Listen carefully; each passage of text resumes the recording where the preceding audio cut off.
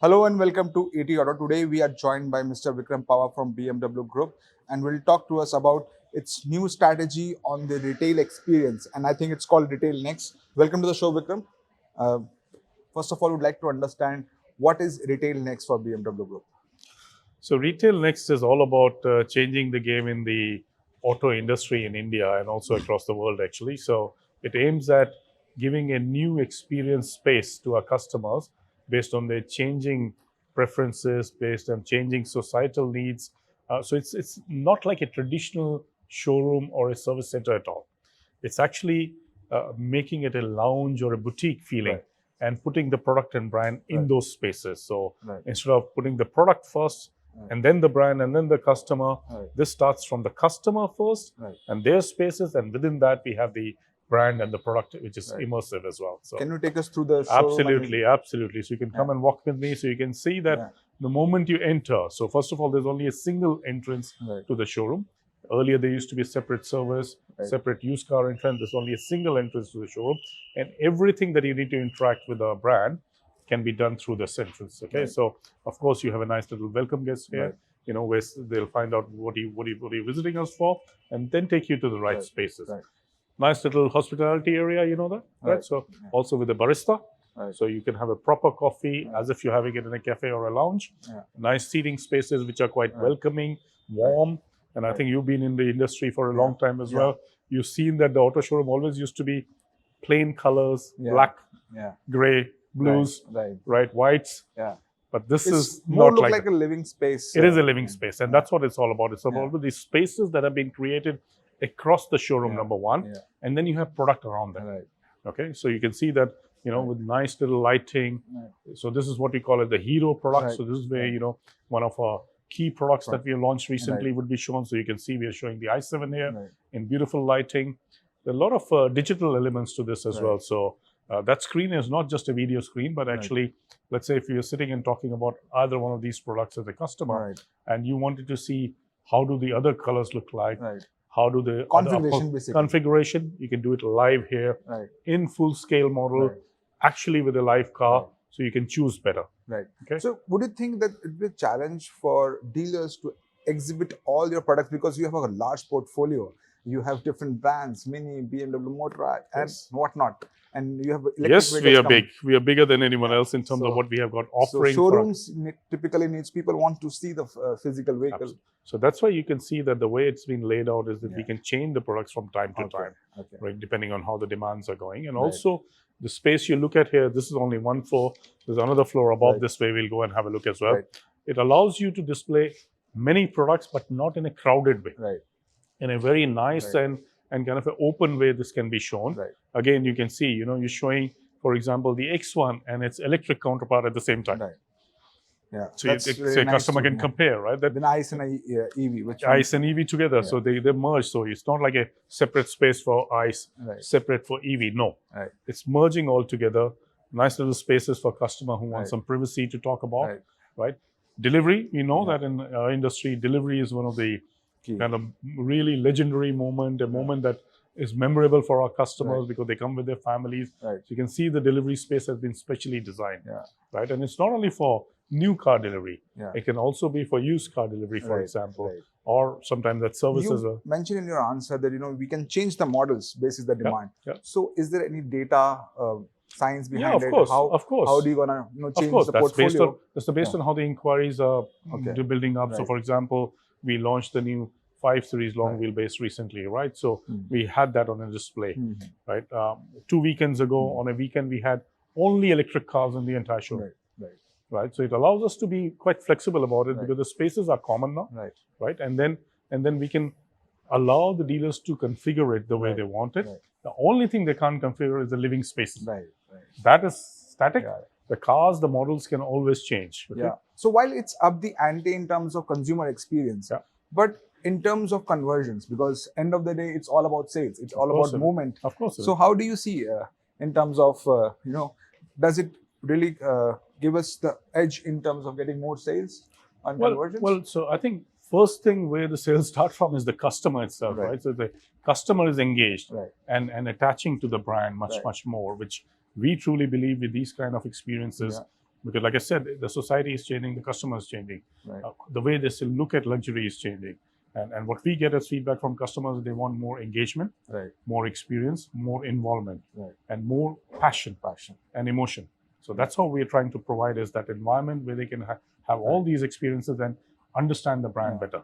And this is one of the examples really. So this is about India now, right? So we're talking about a format that's global, but how do we make it relevant for India? Right. So this is an artwork that has been installed at the center of the showroom, right? This artwork is purely related to India, which shows the mudras of all the yogas. Wow. That's right? nice. So that's a huge artwork. It's not a small one. Yeah. This one will be unique for every dealership. Right. So every dealership will choose a element that is relevant to that area. Wow. So for example, when we were doing the pilots in Agra, for example, prior to this store we finally made, in Agra, we've used the hospitality area with the marble mesh. Wow. So you can relate that we actually don't attaching to the Indian society in a different way as well. And that also is exactly what customers want, the relevance for themselves. Yes. Right? There's a lot of sustainability elements that have been built into the design of this showroom. Okay. Also the the water that will be served will always be in non-plastic bottles, right? Things that you can recycle. Right. So all those elements have been clearly created so that the customer can attach to luxury, right? Right. And we also know that certain customer wants certain spaces as well, right? So we know our M cars, right, have got a different character. So you can suddenly see, you've just reached the showroom. There's no demarcation, but suddenly the character of the place is changing, right? And it makes you feel now you're talking about performance here, right? Suddenly. So that's what the concept is all about, is that give individual spaces to people in an intermingling format. Right. And you spoke about the brands, right? You spoke about Mini, you spoke about Motorrad. And you're right, we are the only ones in the industry who have these three different characters of products that we offer. Right. And earlier we used to have this concept that Mini showroom used to be in a corner with a separate entrance, with a block, and there was no interaction between the brands. Now, these two brands sit together. Nice. Okay.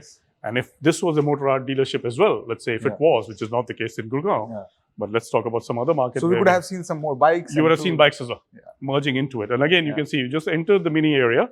The flooring hasn't changed, the ceiling hasn't changed, but the character of the place is slightly tweaked to give you the Mini experience as well. Right. So tell us about, is this the first showroom in India? And do we expand further? Yes. Going forward?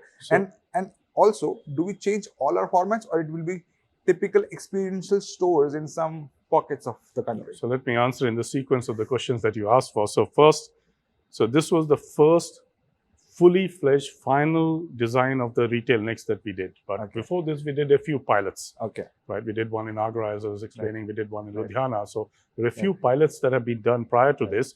But this was the amalgamation of all those experiences into a final format that will be now rolled out across the country.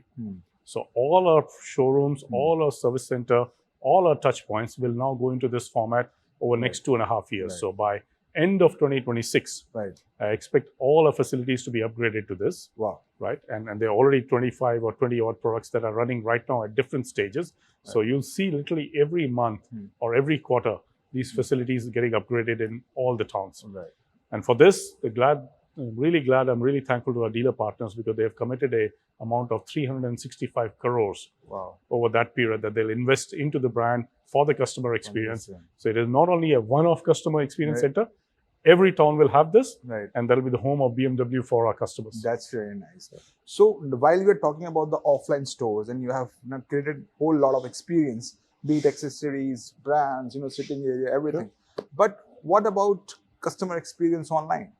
So how online, do you of course, integrating the both online and the offline? Absolutely is absolutely. I always say that. See, online, we always spend a lot of time and energy in making an immersive experience, right? That it should flow. The websites are designed that you really engage. You're actually flowing into it. The imagery there is absolutely of the brand, of dynamism, of action.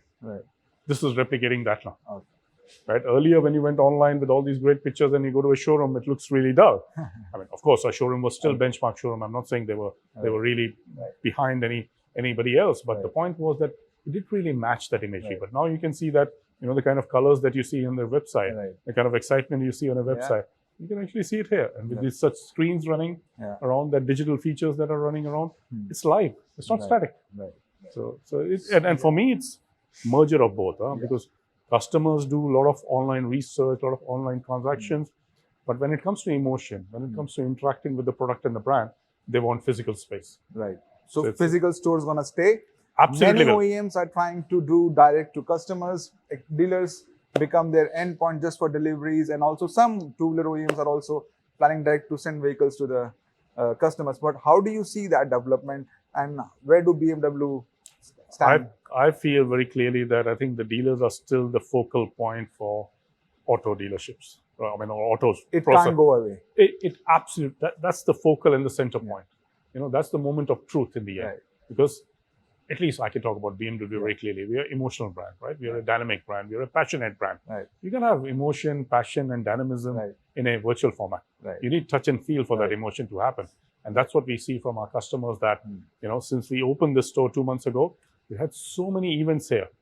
And more demanded by customer than done by us, saying that we want to have this kind of event. Can you organize that? Including the World Cup cricket match was done on that big screen that I just showed you. And customers are sitting not in that typical theater style fashion, right? Which normally would do if you did it at a showroom. Right, but more they had like more a homely bean bags, the lounge chairs. They're sitting in a relaxed way. And that's exactly what we're talking about, is that it's not just about buying a car or transacting about a car. It's more than that. So as they say that you are selling an emotion, not a product. Of course. So you're selling luxury. And luxury is an emotion that you sell, absolutely. Right. Further, like to understand about the BMW as a business. Dealership is one part of it. How do things are moving for BMW in terms of business? How the numbers? How do you see this particular year closing? Because in mass car market, we are listening to news. There are a lot of inventory pile up. Their industry is now tipping off. What is your... See, I think we've seen still a consistent demand growing year on year. I think you've seen the figures especially for BMW, record years back to back, good double-digit growth. Even the first half of this year, we've shown a solid growth. And the way I see it is that growth is still continuing. There was a slight pause in between during the election time, but now that's over. Festive season is happening. We launched 3 great products only a month ago, the 5 long wheelbase and the 2 mini cars that we launched of the new generation. Great demand on those as well. Still great demand on our X1. Of course, our supplies are also increasing on some of the models that were in waiting. For example, the i7 and 7 were in long waiting. Now we have good supplies of them. X7 is in good supply, which was also long waiting earlier. So you can see that everywhere action is happening. So I expect the year to close still on a very strong note of double-digit growth, like we projected at the start of the year. So I don't see that dampening. Of course, do I want more? Absolutely. I want so for more. BMW, it's a push or a pull strategy when it comes to the inventory or dealership? For us, it's always about creating demand and increasing the market size for premium, right? It's always been that strategy, because we are not here. I've always said that we are not here to take away from another manufacturers, right? For us, the job is how can we increase the size of the market? And we are proving that absolutely with the X1. If you look at it, when we launched it early last year, it absolutely expanded the segment at the entry point, right? It absolutely expanded it. Even the 7 Series, when we launched it, it's expanded that segment. Of course, we took leadership in that segment with the 7 Series, but our competition still sold good numbers, and overall segment expanded by almost 1.5 times. I expect similar to happen with the 5 long wheelbase, that it will expand the segment. And I think as we continue doing that, it of course is a pull strategy in terms of bringing more people into premium. So in the luxury space itself, is this the top end premium vehicles are selling more, and how it is? What's the breakup for you? So for and us, also would like to understand about the EV penetration in your product portfolio. Sure. So when you talk about the luxury vehicles, right, we talk about, let's say, 1.5 crores onwards. And mainly we have a 7 Series, the i7 and X7, and also the XM in that now. So that is contributing to 18% of our sales, which is phenomenal. And this has grown dramatically over the years. As we have launched X7, we launched the 7 Series. So that's what has happened. But similarly, every 5th car you are selling is a 1.5 CR. Absolutely. And every 5th car that I sell is also the X1. Or the 2 Grand Coupe. So it's a good balance, and I think we are well distributed amongst the product lineup. So we sell equal amount at the entry level, equal amount at the top end, and also in the middle is very good distribution. Right. And what about the EV penetration? How are you seeing the EV market? EV market, great penetration levels, because I think for this, I never look at the bottom end or the bottom line penetration, because If you had EVs at every price point, then it's okay to look at the bottom, line penetration. So what I look at the similar price point, what is the penetration that you're getting? So you take the example of 7 Series, we just spoke about that, right? You can buy it either in petrol, diesel, or electric. In that, we're getting 40% penetration for electric. So 40% of customers who buy a 7 Series are buying an electric. Electric vehicles. So Okay. they're much aware about the technology, and Of really course. adoption is much higher. Adoption is much higher than the rest of the industry, and Right. that is what we always anticipated, Right. that the use case in premium, Right. the way Indian customers use the car, EV is the right solution. Right. For me, that is still valid, and I can prove that with numbers. And we've seen the usage of over 2,000 cars in India Right. that have driven 65 lakh kilometers almost now. Right, 65 lakh kilometers have been driven on those 2,000 cars, and the usage is absolutely suitable Wow. to Indian environment. They're using it exactly similar to a traditional engine, so no change in the usage behavior. They're charging once in a week, even though they actually don't need to, Right. based on their usage pattern. So you can clearly see that they're saving money, number one, dramatically, by choosing an EV. Okay, because in our case, the EVs are not too much expensive compared to the traditional engine. We have pretty much similar price points for both EVs and traditional engine, unlike other manufacturers, right? So that's one. So you save overall in your running cost without investing too much. And of course, you're doing the right thing for the environment from sustainability point of view. Right. Yeah. Thank you so much for joining us today. Thank It was nice interacting and nice experience that we have. Hope you BMWs enjoy the place a offer. little Yeah. bit more and have a nice little coffee down Yeah. with the barista as well. Thank So you so much. thank you for coming over. Thank you.